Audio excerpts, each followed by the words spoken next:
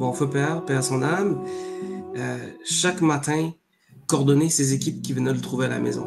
Mon père était debout à 4 heures du matin pour planifier toute sa journée. C'est un entrepreneur général. Je le voyais faire, comment il était discipliné, il travaillait tard, se levait tôt, organiser ses équipes, les envoyer à gauche et à droite, puis il y en a qui devaient transporter. J'étais fasciné par tout ce qu'il faisait. C'est pas évident en tant que immigrant qui n'a pas de réseau, qui doit encore s'intégrer, de pouvoir se trouver une position. Ben là, tu vois tes camarades, les uns après les autres, se trouver une job, puis toi, t'es toujours en train d'essuyer des noms. Première leçon, c'est ne jamais se décourager. Chaque non va te rapprocher d'un oui potentiel. Si tu te décourages, là, peut-être que tu vas t'arrêter lorsque le prochain aurait été un oui. Exactement. Si tu essuies un non, ben, re-questionne-toi, remets-toi en question, puis remodifie ton CV ou bien développe davantage des réseaux, parle de plus en plus aux gens, va rencontrer des gens dans des salons et tout le reste. J'ai fait ça, là. Je quittais Montréal, puis je m'en allais à Québec, là, parce que j'ai appris qu'il y a un salon de l'emploi à Québec. OK. Donc, tu partais dans mes frais. OK. Oui. Je parle aux gens, je serre des mains, j'explique, ils m'entendent parler, puis je donne mon CV. C'était pas évident, mais je vais dire, la persévérance, ça a été quelque chose.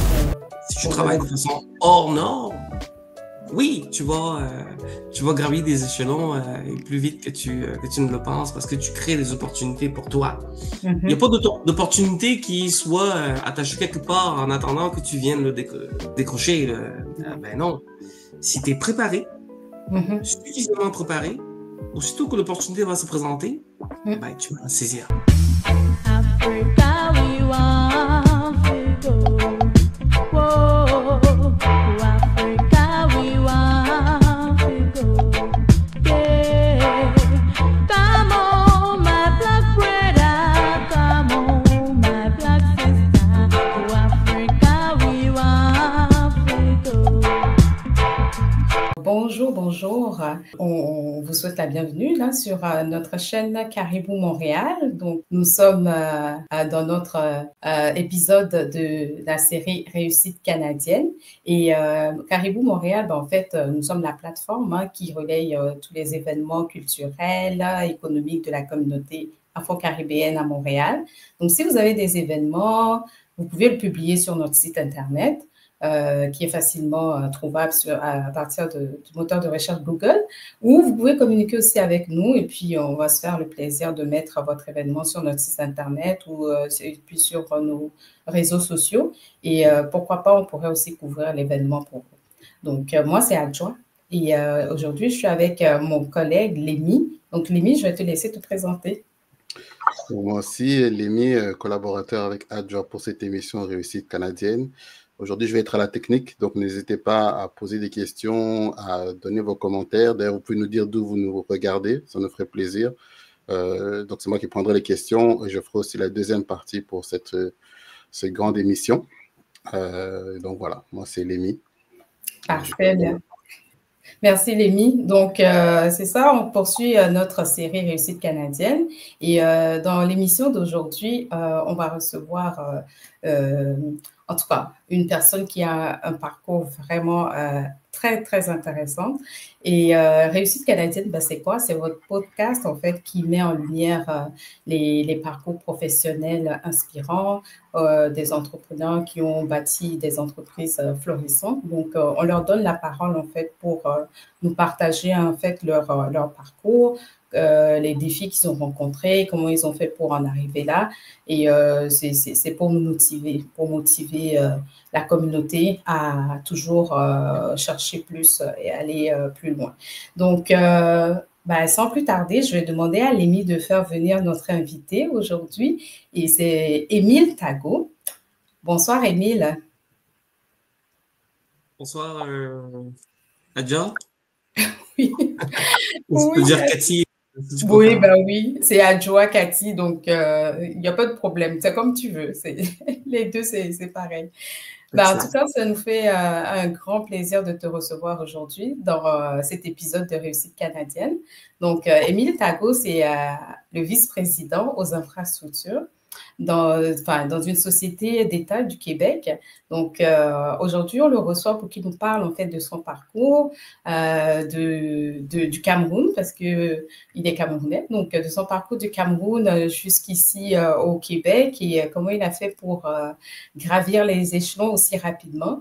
Donc, Émile, sans plus tarder, ce que je vais faire, c'est que je vais te demander de nous parler de ton parcours. Donc, enfin, je vais brosser un peu la structure de notre podcast. Là, ça va être moi en première partie, je vais te poser des questions sur ton parcours depuis le Cameroun jusqu'ici. Puis ensuite, dans la deuxième partie, Lémi, mon collègue, va poursuivre pour te poser certaines questions en lien surtout avec le retour en Afrique. Et je reviendrai par la suite pour terminer et te demander quelques conseils pour ceux qui nous regardent.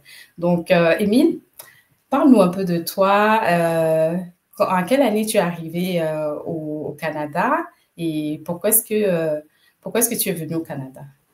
Merci, je te laisse la parole. Ouais, tu me donnes combien de minutes parce que ça va être long. Mais écoute, je vais essayer de raccourcir ça. Oui, On va faire ça rapidement. Je suis arrivé en 2011 okay.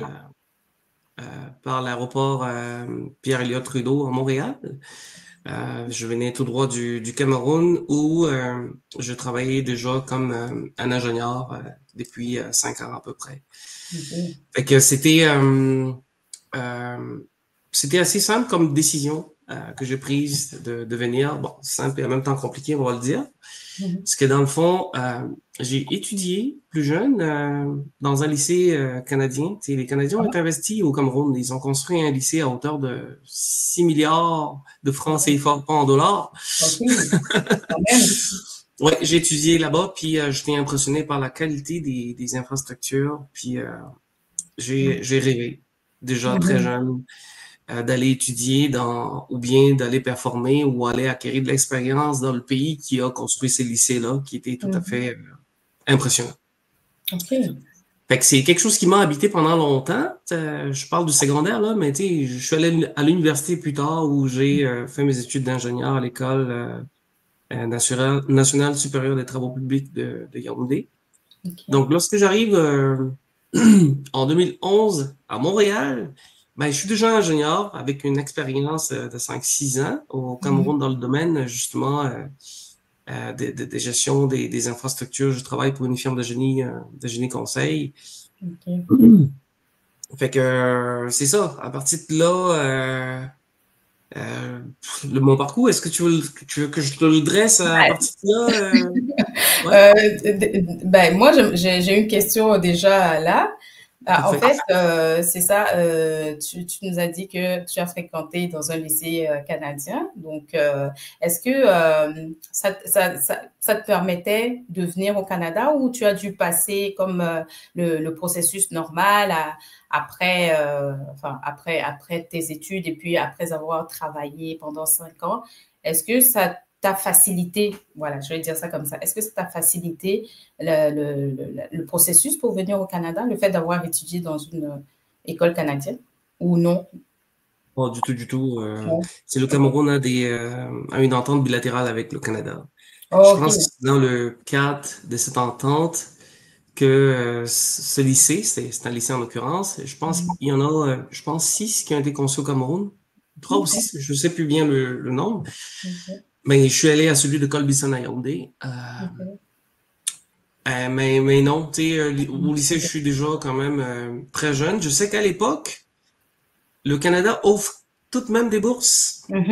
C'est ça. Pour certains étudiants, tu sais, comme juste pour venir découvrir et tout le reste. Je me souviens d'un camarade qui est parti dans le cadre de la francophonie là, au Canada, déjà au Québec à l'époque. Je te parle d'une histoire en entre 98 puis 2000. Ça remonte à longtemps. OK. Donc, c'est pas le fait d'avoir étudié là-bas qui t'a facilité les choses, mais tu as suivi le processus normal, quoi. En fait, c'est ça. Oui, ben absolument pas. Écoute, je vais te conter l'histoire, c'est quand même fascinant. Je travaille pour une firme de génie conseil pour laquelle je suis vraiment reconnaissante et ils m'ont appris beaucoup de choses. Littéralement, la moitié de choses que je sais, j'ai appris ça avec eux. Donc, moi, j'étais pressenti pour avoir déjà des postes de responsabilité quand même, gérer le bureau d'études avec mon jeune âge à l'époque, là. D'accord. Mais il y a eu des changements dans le management, puis quelques conflits ont fait en sorte que finalement, j'ai pas eu la position. Fait que j'ai trouvé ça assez injuste, puis c'est comme ça que j'ai décidé, De quitter. pas nécessairement de quitter, parce que je suis assez posé habituellement, fait que j'ai quand même beaucoup d'aînés qui me parlent autour de moi, tu sais, fait que des conseils, de recommandations. Là, j'avais comme juste décidé d'upgrade un peu, d'aller chercher plus de formation, pour comme mettre tout le monde d'accord lorsque le moment viendrait d'occuper des positions plus importantes, parce que c'était ça le point de désaccord dans le fond. Mais encore là, je pense que il a manqué de transparence que j'attendais, là. Fait que finalement, j'ai décidé que j'en avais marre, puis que j'allais aller faire les choses à ma façon. Fait que c'est comme ça que je me suis intéressé au Canada, parce que ça faisait 1 an qu'on m'en parlait de l'immigration, mais je résistais et tout. Fait que là, j'ai sauté dans le pas. Ça m'a pris comme 2 ans dans le processus. Je n'étais pas convaincu. J'ai laissé les choses aller. Puis finalement, là, j'ai décidé d'y aller tout simplement. J'avais un bon travail. J'avais trouvé une fiancée finalement avant de partir. Oh, hein? Là, j'avais comme un brise-cœur là, de la laisser Quand même, bah oui. partir. Mais... Ouais, mais quand même, je lui ai dit que je reviendrais. Fait. D'accord. Donc, tu es parti au Canada pour les études ou pour aller continuer de travailler vu que tu n'avais pas eu le poste à responsabilité. Et en passant, tu étais à quel poste dans la firme de génie conseil avant de quitter?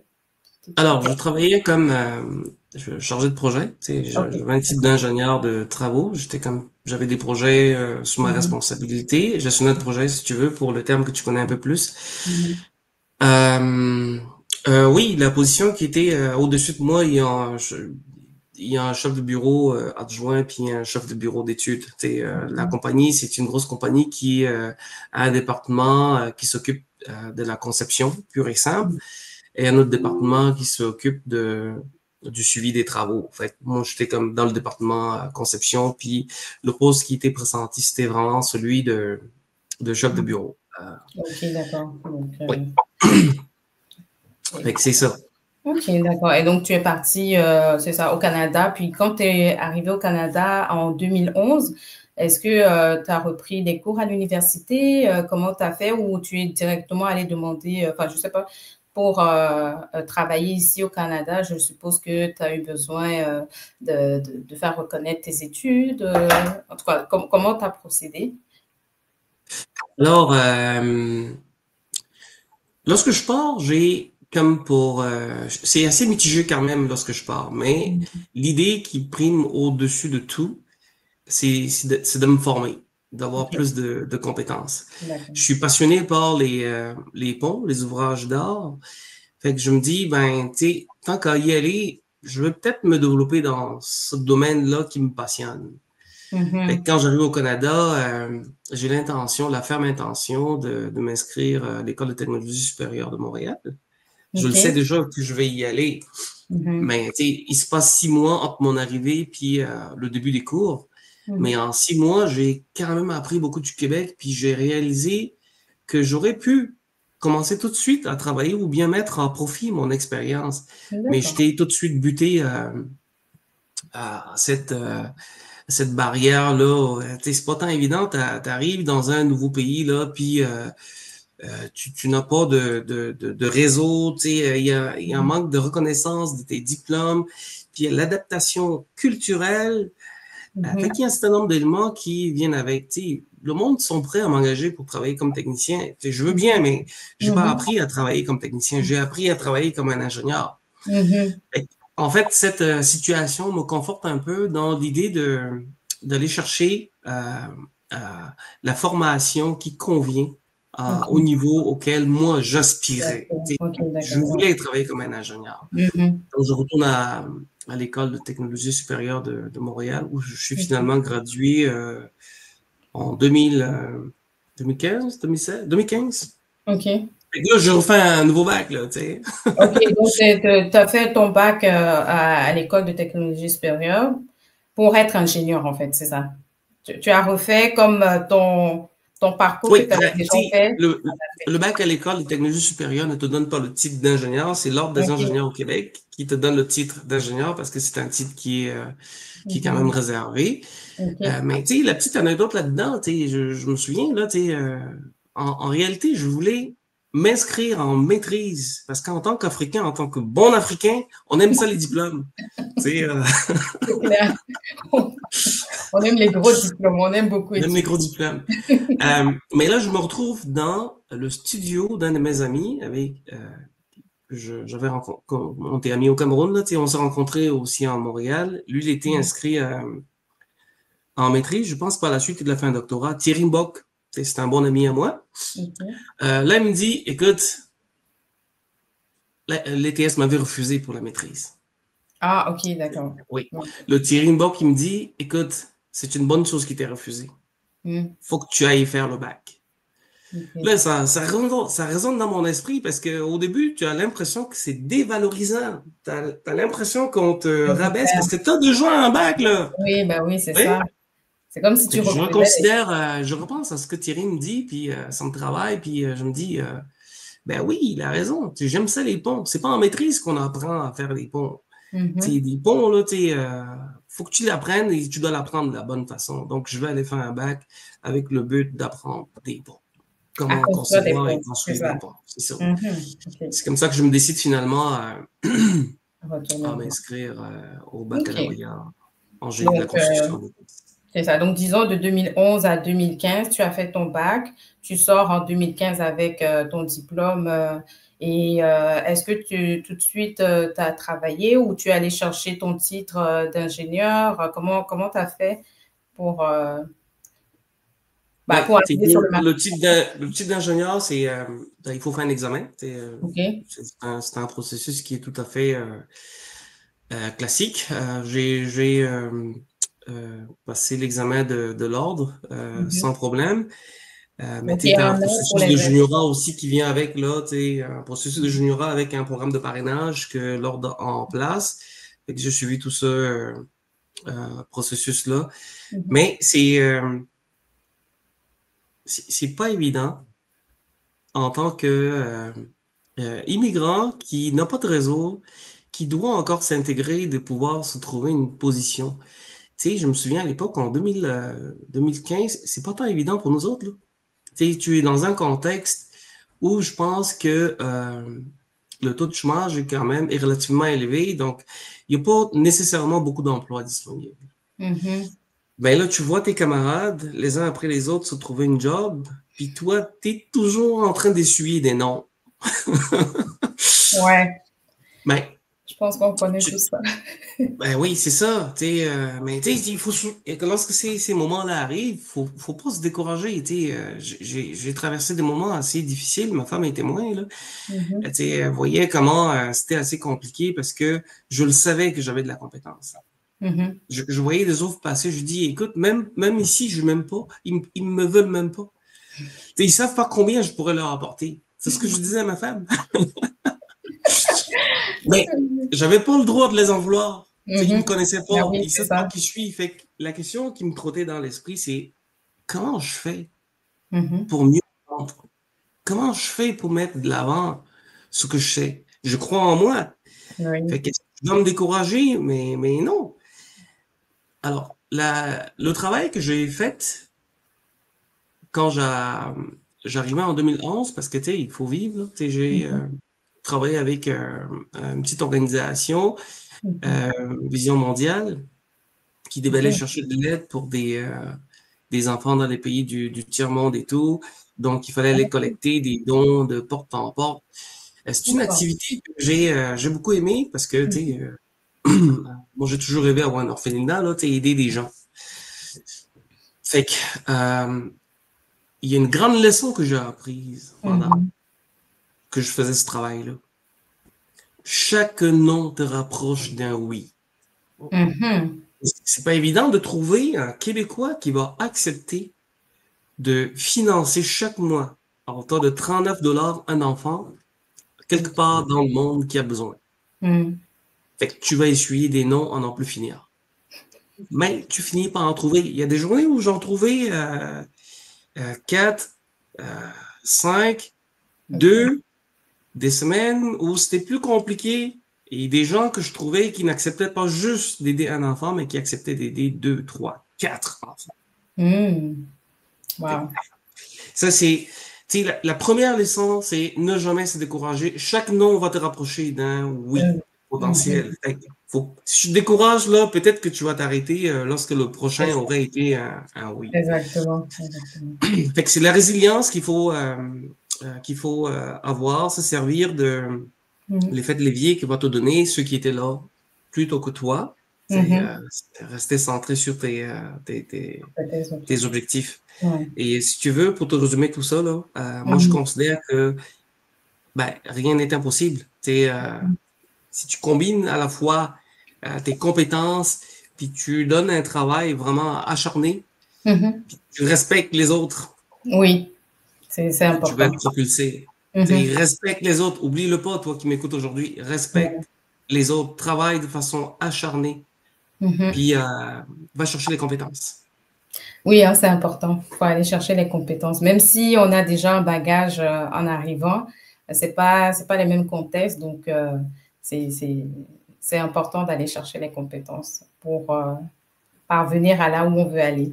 Donc là, ton premier boulot, on va dire vraiment ton premier boulot au Canada, c'est aller collecter les dons. Et ça t'a beaucoup appris. Et après ça, est-ce que ça t'a pris beaucoup de temps pour finalement arriver dans ton domaine, vraiment dans le domaine de l'ingénierie, puisque je suppose que tu n'as pas arrêté de chercher quand même, sinon tu ne serais pas là aujourd'hui. Écoute, comme tu le sais déjà, je suis né au Cameroun et j'ai développé une passion très tôt pour l'ingénierie. Je voyais déjà mon feu père, paix à son âme, chaque matin coordonner ses équipes qui venaient le trouver à la maison. Mon père était debout à 4 heures du matin pour planifier toute sa journée. C'est un entrepreneur général. Okay, d'accord. Il n'a pas nécessairement un gros bureau quelque part en ville, fait qu'il travaille de chez lui. Puis le matin, il y a des premiers employés qui vont venir demander leur plan de travail pour leur journée. Je le voyais faire, comment il était discipliné. Il travaillait tard, se levait tôt, organisait ses équipes, les envoyait à gauche et à droite, puis il y en a qui devaient transporter. J'étais fasciné par tout ce qu'il faisait. Mon seul rêve, mon unique rêve, c'était de faire le travail qu'il faisait. Je suis déjà prédestiné à ça. En grandissant tranquillement, pas vite, j'ai découvert les différents métiers qu'il y a dans la construction, puis l'ingénierie, la conception, c'est vraiment ça qui me fascinait. Fait que oui, sachant ça, c'était comme l'élément précurseur que j'avais besoin pour jamais me décourager, parce que je peux pas faire autre chose, je peux pas aller dans un autre domaine. C'est de l'ingénierie que je veux faire. J'aime ça, je veux travailler là-dedans. Fait que, à partir de ce moment, tu vas focaliser tes efforts sur tes recherches d'emploi dans ce secteur-là. Souviens-toi, chaque non te rapproche d'un oui. Là. Oui, c'est ça. Mais si tu essuies un non, re-questionne-toi, remets-toi en question, puis remodifie ton CV ou bien développe davantage des réseaux, parle de plus en plus aux gens, va rencontrer des gens dans des salons et tout le reste. J'ai fait ça, là. Je quittais Montréal, puis je m'en allais à Québec, là, parce que j'ai appris qu'il y a un salon de l'emploi à Québec. OK. Donc, tu partais dans mes frais. OK. Oui. Je parle aux gens, je serre des mains, j'explique, ils m'entendent parler, puis je donne mon CV. C'était pas évident, mais je vais dire la persévérance et ça a été quelque chose. Ça a pris une année. OK. Puis finalement, j'ai eu une bonne job de façon très, très inattendue. Ah, OK. On veut savoir hein? Comment ça s'est passé. Ben oui, c'est ça. Je vois passer, ou du moins c'est un ami qui m'envoie un profil de poste.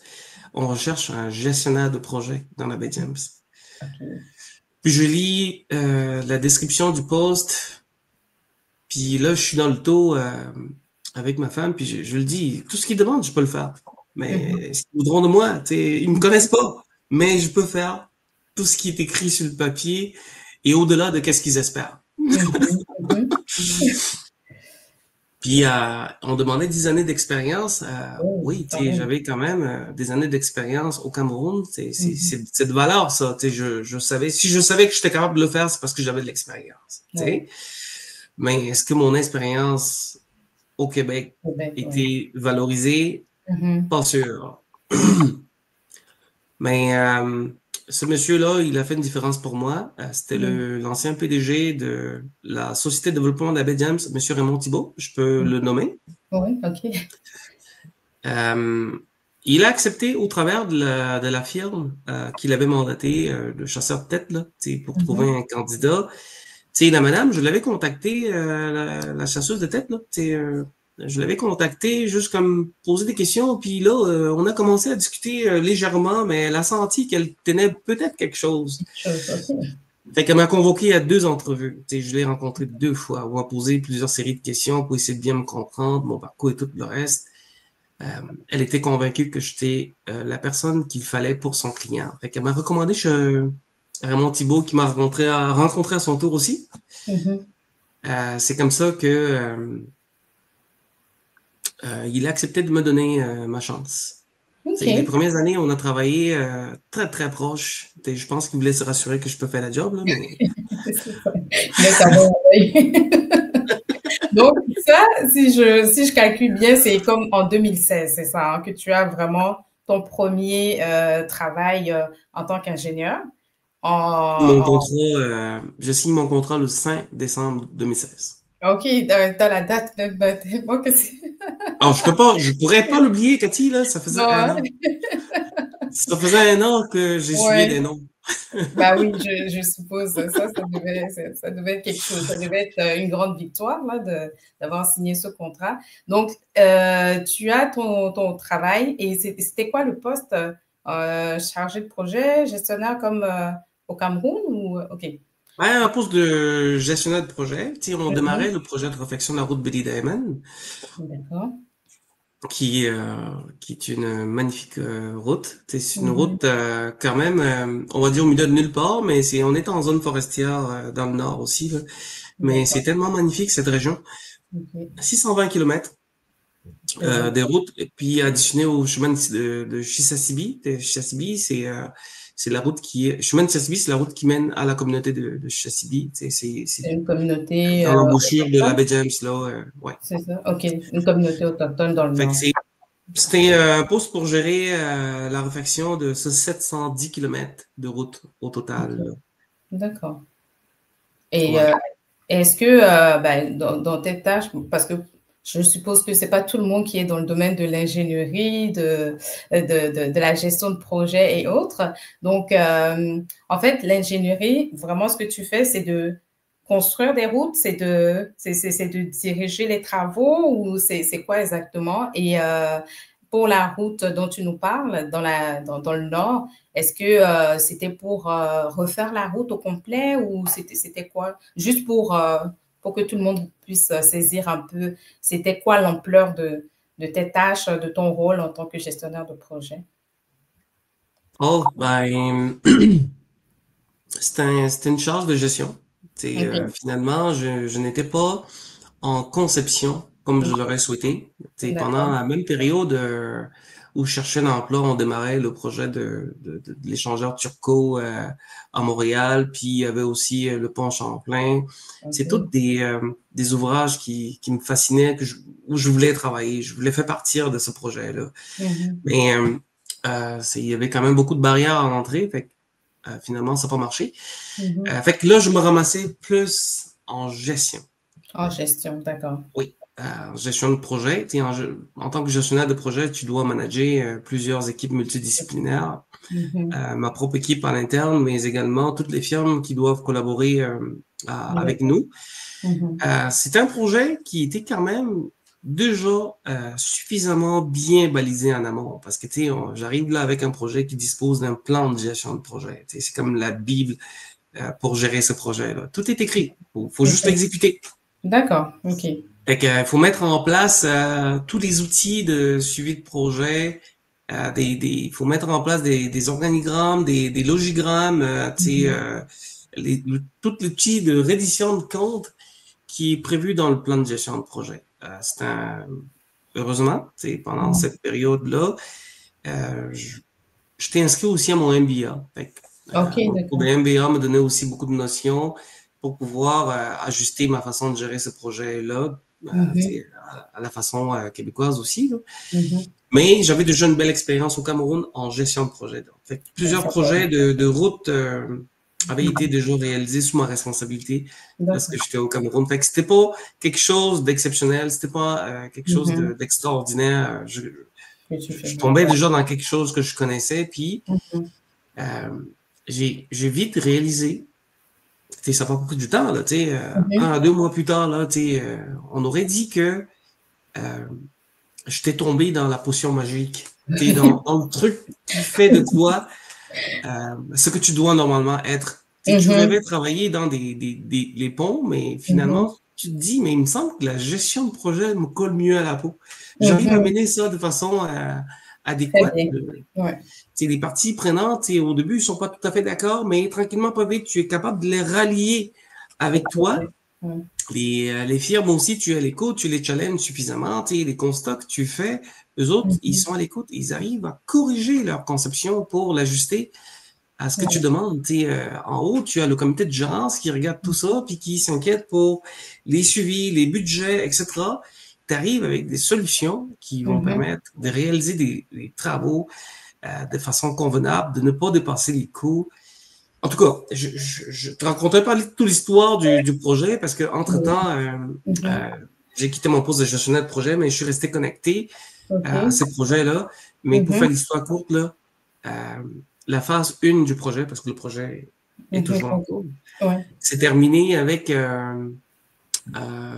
une réalisation de 24% plus de travaux que ce qui était prévu au plan de gestion de projet. Bravo. Avec seulement un dépassement de 2% sur les coûts. Du coup. OK, d'accord. Oui. Ça, c'est quelque chose qu'on ne dit pas assez dans un contexte où on va entendre des dépassements sur les coûts de projet à gauche et à droite, à des coûts souvent qui font friser les cheveux. Bah, les miens sont déjà frisés, mais... mais oui, c'est une véritable fierté, que ce soit pour le nouveau PDG qui avait remplacé Raymond Thibault, M. Alain Colombe. Alors, on pourra peut-être parler de lui aussi, là, j'ai gagné beaucoup de sa confiance, puis avec son soutien également, qu'on a réalisé ces projets-là. L'équipe de projet qui est arrivée par la suite avec un nouveau directeur, Angelin. En tout cas, c'est fabuleux qu'est-ce qu'on a fait pour la réfection de la route BDMN, mais surtout fabuleux pour le Québec. 24% plus de travaux avec un dépassement de 2%. C'est merveilleux. On saisit. Donc là, tu te rapproches en fait vraiment de ton rêve d'enfant, là, d'être comme ton papa qui était entrepreneur général, qui coordonnait ses équipes comme il faut. Donc, je pense que oui, tu es fier de toi, là, tu as comme vraiment représenté le père. Oui, oui, je pense que s'il était encore là, il serait vraiment fier. Oui, j'avais déjà une belle position avant qu'il s'en aille, mais oui, il aurait été vraiment fier. OK. Donc, on peut dire que, en fait, si je résume, là, c'est le réseautage, ça t'a vraiment aidé, en tout cas, pour aller dans les salons, te vendre et tout ça. Tu n'es pas resté, en fait, à attendre que le travail arrive. Tu as pris quand même les devants, tu as fait plein de choses et finalement, la porte s'est ouverte et c'était dans la baie James. Et la baie James, là, c'est quoi pour nous situer un peu là, de Montréal? Tu es comme à combien de kilomètres dans le nord, pour ceux qui ne connaissent pas? Voilà, je veux te parler un petit peu de la baie James tantôt, mais juste comme pour rebondir un peu sur ce que tu viens de dire, il faut dire, en résumant un peu tout ça, que j'ai véritablement adopté une approche assez simple. C'est toujours écouter, apprendre, c'est donner plus que ce qu'on attendait de moi. Ouais. Pour la petite histoire, j'ai travaillé aussi la ville de Montréal avant d'arriver à... Oui, c'est une erreur de dire que la baie James, c'était le premier poste, mais non, j'ai travaillé un petit peu à la ville de Montréal. D'accord. Mais oui, je me souviens que malgré la position qu'ils m'ont donnée, qui n'était pas celle que je souhaitais, je me suis jamais plaint. Mais bien au contraire, je me suis dit, écoute, si tu acceptes de faire quelque chose, là, tu dois le faire vraiment plus que ce qu'on attend de toi. Tu dois donner le meilleur de ce que tu as. Et quand ils me donnaient un travail, écoute, je leur donnais une thèse. Je leur remettais une thèse complète. Tu dois être capable d'anticiper sur la prochaine question. Quand on t'a posé une question, là, anticipe sur la prochaine et réponds à la question à laquelle on t'a posé. Ensuite, à la prochaine. Tu parais aux yeux de tout le monde comme ayant la compétence nécessaire pour que tu occupes de plus en plus de positions les plus importantes. Donne le meilleur de ce que tu as. Puis, si tu travailles de façon conventionnelle, c'est sûr que tu vas être un employé conventionnel. Oui. Si tu travailles de façon hors norme, oui, tu vas gravir des échelons plus vite que tu ne le penses parce que tu crées des opportunités pour toi. Il n'y a pas d'opportunité qui soit attachée quelque part en attendant que tu viennes le décrocher. Ben non. Si tu es préparé, suffisamment préparé, aussitôt que l'opportunité va se présenter, ben, tu vas la saisir. C'est clair. C'est aussi simple que ça. OK. Fait que oui, pour revenir à ta question principale, tu parlais un petit peu de la baie James. Écoute, c'est un territoire merveilleux. Si tu veux rire un peu, là. Oui. Quand j'arrivais dans la baie James, j'étais avec ma femme et mes deux filles à l'époque. Héracle était née, Elisa Chloé était là aussi. Le GPS nous a fait passer par la traverse, par le Lebel-Skevillon pour revenir à Matagami. D'accord. Fait que quand tu es à Lebel-Skevillon puis que tu prends la traverse, ben tu vois la pancarte Matagami, ça t'indique Matagami. OK. Fait que moi, dans mon esprit, parce que je connais pas la baie James, parce que moi, j'avais besoin d'un vrai travail, un travail pour lequel je veux pouvoir mettre en œuvre toutes mes connaissances. Fait que j'avais regardé un petit peu vite fait sur la carte, c'était où, je savais que c'était plein nord, ben, le GPS me fait passer par la traverse. Et quand je prends la traverse, là, je me dis, c'est probablement le début de la route de la baie James ici. OK. Je ne sais pas encore. Fait que là, on roule là, je roule de façon calme. Je suis déjà au travail, là. J'observe la route, c'est quoi les enjeux, pourquoi ils veulent la réhabiliter. Là, je trouve toutes sortes de déficiences sur cette route-là. Puis là, je me fais des plans de match, les visites de terrain que je veux faire. J'identifie déjà 10 000 enjeux sur lesquels il va falloir intervenir sur la route. Déjà en lorsque j'arrive, ben c'est ça. Lorsque j'arrive à Matagami, là, j'apprends que la route de la baie James, c'est plus à l'ouest. C'était pas la bonne route. C'était pas la belle route, mais heureusement, aujourd'hui, je gère aussi cette route-là. Elle est aussi sous ma responsabilité. Comme quoi, c'était comme quoi il fallait que tu passes par là aussi pour voir déjà sur toutes les routes sur lesquelles tu allais travailler. Ben oui, absolument. Moi, j'ai vécu 5 ans avec ma famille à Matagami. D'accord. On a pris le temps d'apprécier véritablement la région. J'y suis encore, mais dans la baie James, c'est ça, dans le nord, là, la ville dans laquelle vous êtes. C'est ça.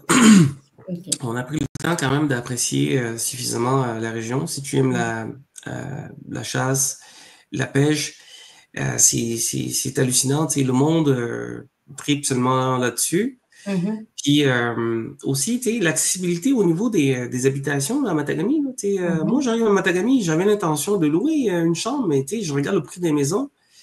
Je me dis, Chris, je peux pas louer. Tu sais, je vais acheter. Fait Ah, que ma première maison que j'achète ouais. au Canada, au Québec, eh ben, c'est à Matagami, là, tu sais, à un OK. prix super intéressant. Puis on était tellement heureux dans cette maison. Puis notre dernière fille est née là-bas, Ah, tu sais, à wow. Matagami. Wow. Et non, c'est une belle région. Puis euh, l'une des choses qui m'a véritablement marqué Mhm. quand tu fais la route Billy Diamond, c'est ce gradient thermique que tu peux constater le long de la route. On dirait que tu peux vivre dans trois univers séparés, Oh, littéralement. oh, wow. Ben oui, le paysage est différent. Le climat est différent. Le relief est tout à fait différent. Mhm. C'est fascinant. Quand tu pars de Matagami pour Addison, ben honnêtement, là, tu t'ennuies pas. Avec le temps, si tu veux juste faire de la route, là, bien évidemment, Mhm. euh, avec le temps, on a identifié différents spots sur lesquels tu pourrais t'arrêter, observer le paysage. Puis Tourisme Bediams aussi fait un très, très bon travail. Mhm. Il y a quand même plusieurs euh, sites touristiques plus ou moins identifiés le long de la route. Et avec le OK. gouvernement de l'UE Bediams, là, qui a quand même prévu des haltes. Tu peux t'arrêter, profiter, par exemple, là, tu sais, il y a quand même une vue superbe qui surplombe surplombe le pont Lismen. Mais t'as plusieurs autres spots aussi comme ça où tu peux t'arrêter et puis profiter du parcours. Mhm. Donc, C'est, région hautement touristique qui mhm. a une belle diversité. Tu sais, les gens vivent ensemble. Mhm. T'as les Cris, t'as les Jamésiens, tu sais, c'est un territoire qui est totalement partagé, là, mais c'est Mhm. surtout un territoire conventionné. C'est avec la Convention de la Baie-James, là. OK. En fait, les peuples autochtones vivent ensemble. Il y a un grand territoire. En tout cas, si je résume, là, c'est un beau territoire qui offre beaucoup d'opportunités. Donc, il faut aller faire un tour. Il faut aller faire un tour dans cette belle région et pourquoi pas peut-être trouver son travail de rêve, hein. Comme toi, tu l'as fait. Ben oui, c'est absolument. Puis, si tu veux, là, tu sais, les crimes font penser beaucoup aussi aux Africains. Tu sais, Mhm, ils vivent sur ce territoire depuis peut-être plus de 5000 ans à peu près, que mhm, je pense. Puis ils ont conservé leur tradition, leur culture, ils parlent leur langue. ok, Euh, tu sais, c'est quand même fascinant. mm, Mais au-delà de tout cet aspect culturel là aussi, t'es à Montréal, là, t'as de l'électricité, mais une bonne partie de l'électricité que tu as, ça vient de l'Abidjan, ça. mhm. Et on a les plus grands barrages hydroélectriques Qui sont dans le dans nord. cette région-là. Ouais, Fait que c'est vrai. c'est des ouvrages, c'est des mastodontes, là, tu sais, c'est impressionnant, tu sais, c'est juste Mm. incroyable. C'est quelque chose qu'il faut voir Ouais, pour mieux comprendre, tu sais. mm, Quand tu vois le coût de l'électricité qui monte un petit peu, ben, viens voir à quoi ressemblent les installations, tu comprendras c'est pourquoi ça. le coût de l'électricité monte. Prends ta voiture de Montréal, tu fais combien d'heures à peu près là pour arriver dans la région? 6 heures, 7 heures de route? Ben, si tu pars de Matagami pour Radisson, c'est comme 7 heures, oui, à peu près. Si tu pars Ok, de Montréal pour Matagami, c'est à peu près 9 heures. 9 heures de route. Ok. Ouais, tu vas t'arrêter un petit peu, là, tu sais. Mhm. Ok, ok, d'accord. Donc, C'est- revenons sur ton parcours vite fait parce que je voudrais laisser la place à Lémi aussi quand même pour qu'il vienne te poser OK. des questions. Et donc là, tu as le poste de gestionnaire de projet à la société, enfin, à la société de la Baie James. Et puis, comment dire ça? En fait, c'est en quelle année? C'est en 2016, c'est ça? En 2016, tu as le poste de gestionnaire de projet. Mais tantôt, tu parlais que tu as quitté ce poste. Tu as eu quel poste après et en combien de temps que tu as eu le poste et comment ça s'est passé? Enfin, c'était quoi? Est-ce que c'était une ouverture de poste dans une autre société ou c'est toujours la même société? Oh. Écoute, depuis que je suis arrivé à la Baie James, je vais te dire que je suis scotché à la Société de développement de la Baie James. OK, d'accord. C'est un endroit magnifique où j'ai quand même eu la chance de travailler sur mon X, on va dire ça comme ça. Donc, quand j'arrive comme gestionnaire de projet en décembre 2016, 8 mois plus tard, l'ancien PDG Ramon Thibault m'offre la position de directeur de projet. OK. Wow.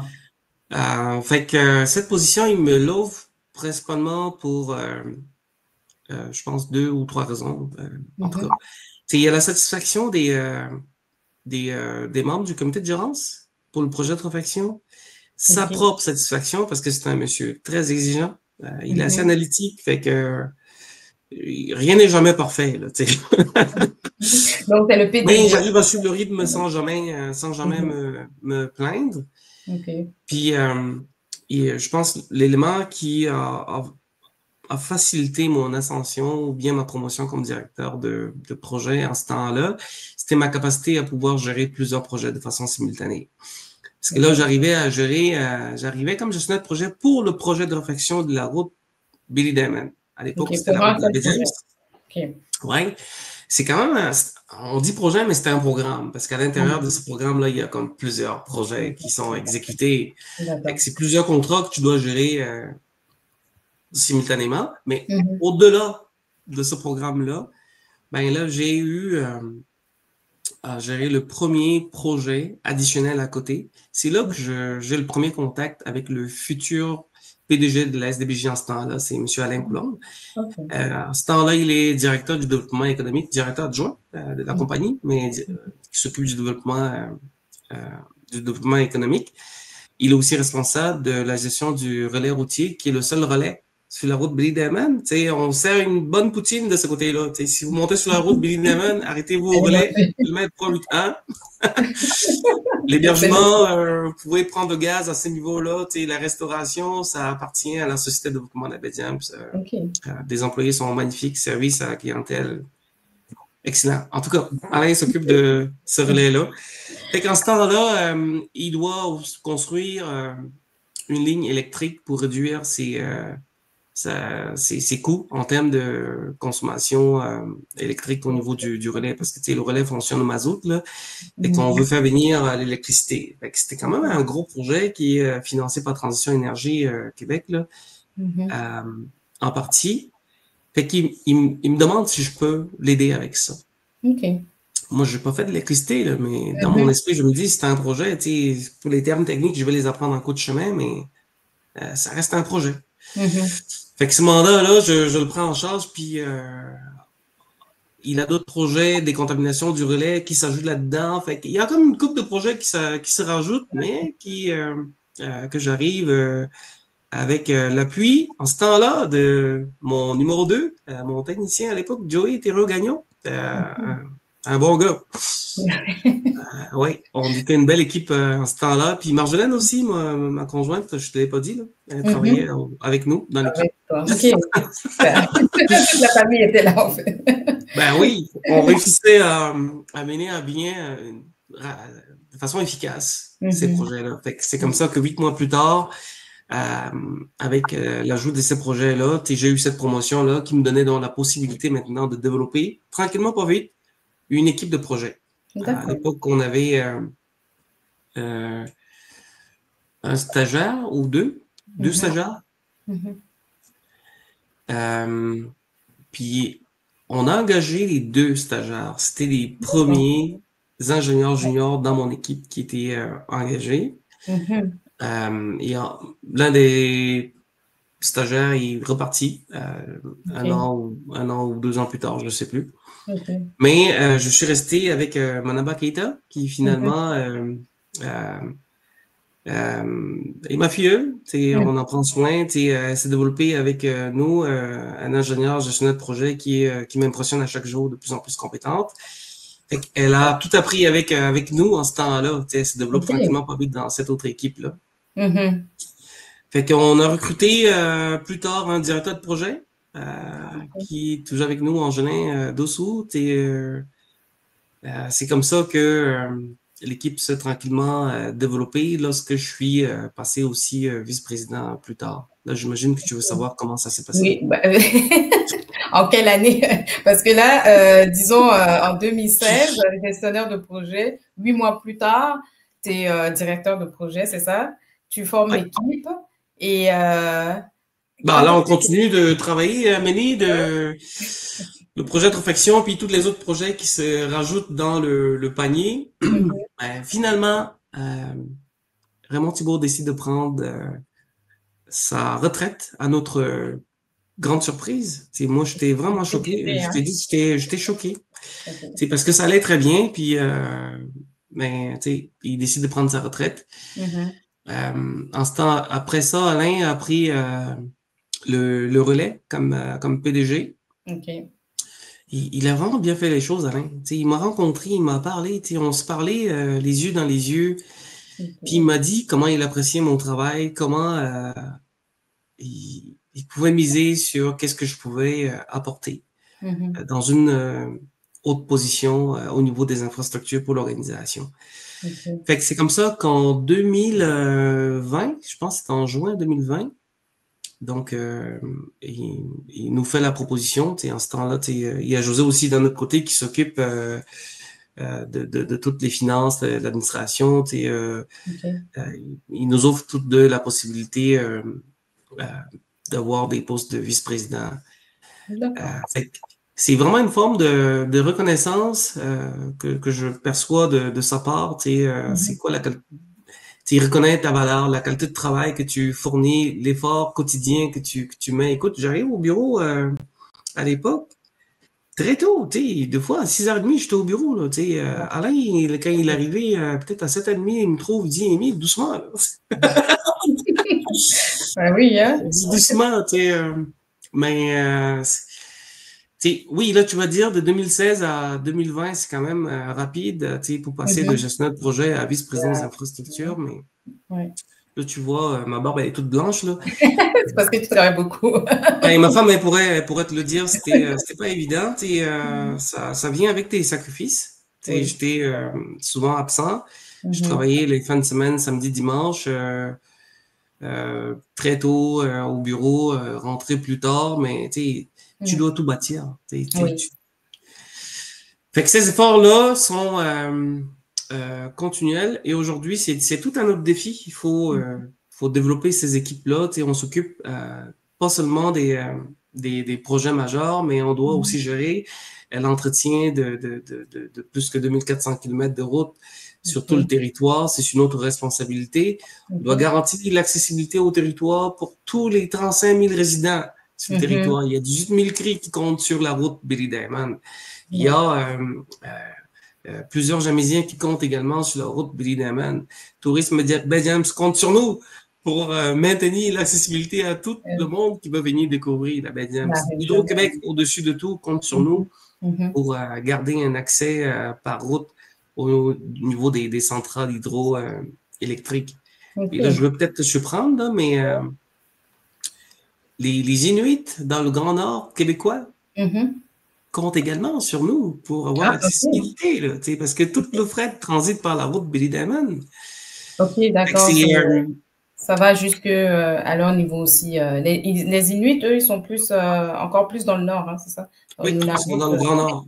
D'accord. Écoute, on ne gère pas juste des 2400 km de route pour comme réhabiliter, fermer des nids de poules ou bien faire du rechargement granulaire ou faire de l'asphalte. Non. On gère également tout un écosystème là, qui gravite autour de la route Billy Diamond. Et là, je ne te l'ai pas mentionné, mais le gouvernement québécois a un plan stratégique pour les minéraux critiques et stratégiques là, qui sont situés dans la baie James. On est à l'ère du lithium, puis plusieurs compagnies, plusieurs minières se développent au sein du territoire, mais ces minières-là doivent avoir accès aux ressources. L'accessibilité va se faire uniquement par cette infrastructure qui est névralgique pour le Nord québécois. OK. Donc, si je résume, là, c'est vraiment, tu gères des routes. Est-ce que, je pense que j'ai vu aussi des aéroports aussi, hein? c'est ça, à la société où tu travailles, là, ils gèrent aussi des aéroports, des routes, même des bâtiments. Je pense, ben, c'est ça, tu as parlé du relais, c'est comme, c'est le seul point où on peut avoir de l'essence, avoir à manger, avoir un hébergement. Donc, c'est quand même beaucoup de choses que tu gères. Et en tout cas, je peux juste te dire félicitations pour ton parcours parce que c'est un très beau parcours. Et on voit que ton travail acharné a payé. Mais au-delà du travail, au-delà de la compétence, est-ce qu'il y a quelque chose qu'on peut retenir aussi de ton parcours? Est-ce que le fait d'être, je sais pas moi, ouvert aux gens, développer ton réseau, le côté humain, enfin, je sais pas, est-ce que ça a compté aussi? Je suppose que oui. Ben, c'est la base de tout. Et tu sais, s'il y a un mot qui a beaucoup de valeur dans mon vocabulaire, c'est le respect. Ça commence par le respect. Le Tu respect. sais, avant même de parler d'ingénierie ou bien de gestion, tu sais, le respect, c'est fondamental. Fait que pour réussir dans cet environnement, il faut que tu restes à l'écoute, que tu comprennes les valeurs de ceux qui t'entourent, puis que tu restes fidèle à tes propres valeurs aussi. Et que tu tiennes compte, surtout, c'était un territoire conventionné, il faut jamais l'oublier. Quand tu dis conventionné, ça veut dire quoi pour ceux qui ne connaissent pas vraiment le terme? Ben, on est signataire, la Société de développement de la baie James est signataire de la Convention de la baie James et du Nord québécois. OK. Cette convention, c'est pour? C'est une convention qui lie les peuples, les Autochtones avec le gouvernement du Québec. Okay. Puis, en gros, dans cette convention-là, tu sais, ça vient comme plus ou moins définir le mode de collaboration qui va exister entre le Québec puis la nation Crie. Okay. C'est nous, à la Société de développement de la baie James, on est beaucoup attachés un petit peu au chapitre 28 de cette convention-là, qui nous permet de pouvoir aller nouer des partenariats avec les Cris. Il n'y a pas juste le chapitre 28 de la Convention de la baie James, mais il y a également le chapitre 10 de la paix des Braves. La paix des Braves, c'est aussi une autre entente avec les Premières Nations. Okay. Donc, grâce à ces ententes-là, ça définit le mode de collaboration. On est capable d'octroyer de façon privilégiée des contrats aux entrepreneurs qui sont localisés dans la communauté autochtone, tant et aussi longtemps que leur offre est juste et raisonnable. Il faut bien le préciser. On ne distribue pas de contrat, bien évidemment. C'est des deniers publics. Il faut gérer ça de façon adéquate. Mais la Convention de la baie James, surtout, vient comme souligner véritablement le fait que le Québec peut travailler, monter des partenariats main dans la main avec les Premières Nations. Et l'une des premières grandes réalisations qui nous rend fiers aujourd'hui, là, c'est le partenariat qu'on a fait avec la Société de développement CRI là, au niveau de la gestion des aéroports. Tu parlais des aéroports tantôt. Okay. Oui, on gère l'aéroport le plus au nord accessible par route dans la baie James, l'aéroport de la Grande Rivière. Mais depuis 2021, on a pris en charge les 4 aéroports qui appartiennent à Hydro-Québec dans la baie James. Fait une fois avoir pris ces aéroports-là en charge, ben il s'en est suivi un certain nombre de discussions avec la Société de développement CRI. Discussion au terme duquel on est arrivé avec un partenariat aujourd'hui. La compagnie, c'est Agouda. On gère l'ensemble des aéroports Hydro-Québec dans la baie James. C'est un partenariat structurant qui vient vraiment contribuer au développement des Premières Nations. Ça permet aussi au Québec de venir mettre encore plus d'éléments dans cet édifice qui est la réconciliation entre les deux nations. Pour être plus spécifique, là, le partenariat avec Agouda a donné naissance à un autre partenariat qui s'appelle Niganj. Ça, c'est une corporation qu'on a mis en place avec la communauté de Nemaska.